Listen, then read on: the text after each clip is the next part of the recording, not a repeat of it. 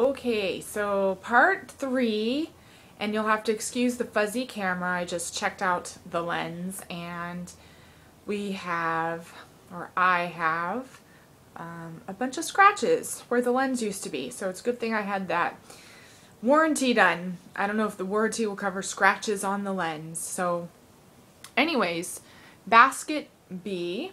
If you recall in our last discussion, we talked about basket A, the parent's will, basket B, kind of a negotiating basket, and basket C, the child's will. I gave examples of all three.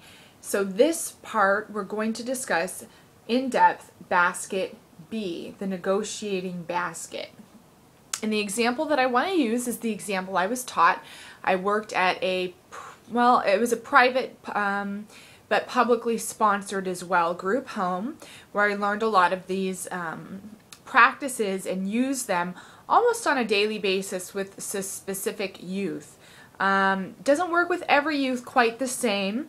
Different youth with different personality styles, of course, will respond to different methods, because basket B is not the only crisis intervention method that can be used in negotiating with young people, talking with young people, communicating with young people in a way that they are going to respond when, say, they grow up kind of in a different environment and they're a little more mellowed out. You wouldn't have to use some of these techniques.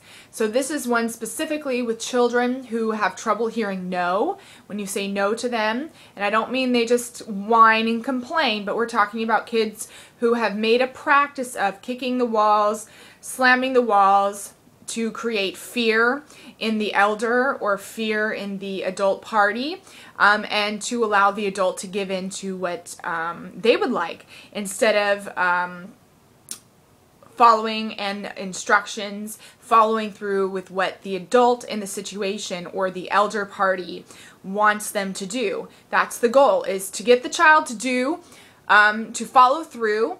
But it also is not about getting somebody to do something that you want them to do, which of course none of us really like. We like to have things our way, but it's about communicating. It's about being flexible. It's about putting aside your wishes to actually communicate with the child, listen to what they need, and come up with a solution that works for both of you. Because a lot of times, remember, our basket A's aren't basket A's at all. They need to be basket B's, where we are talking things through, coming up with solutions. Discussing dinner is not a basket A issue, dear parent, dear friend, okay? A lot of the stuff that we say are quick no's and yeses to really don't need to be a no or yes. They can be tools used to help the young person. So now that I've taken 3 minutes to discuss basket B, we will continue.